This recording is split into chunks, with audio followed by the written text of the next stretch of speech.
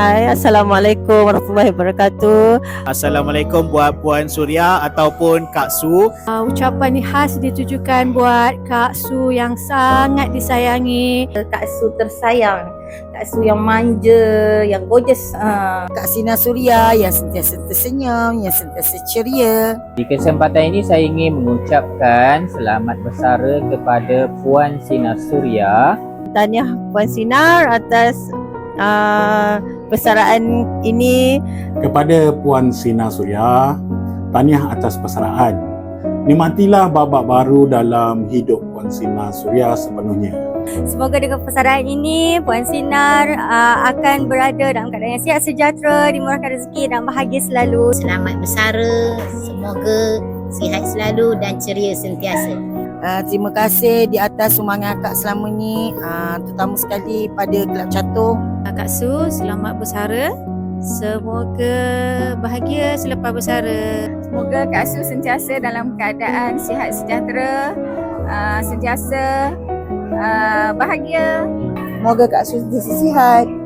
Okey, hidup lebih tenang dan damai. Okey, jagalah kebun tu baik-baik. Dapat hasil panggillah kami. Terima kasih atas segalanya. Semoga Puan Sinar Suria sihat dan sihat selalu selepas ini. Dan semoga terus kekal bahagia dengan keluarga dan ceria sentiasa. Dan moga Kak Su akan sentiasa berbahagia, seronok menjalani kehidupan sebagai YB selepas ni. Dan saya harap Kak Su akan terus sihat, gembira, bahagia, senyum selalu.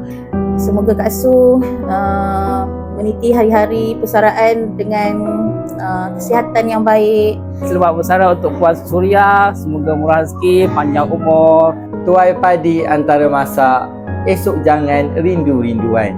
Intai kami antara nampak, esok jangan rindu-rinduan. Selamat bersara Kak Su. Assalamualaikum. Selamat bersara Puan Su. Enjoy your holiday. Jangan lupa tempah pizza ya. Selamat bersara Puan Sinar Suria. Selamat bersara Kak Su. Thank you very much Kak Su. Bye. I love you Kak Su. We love you Kak Su. Bye.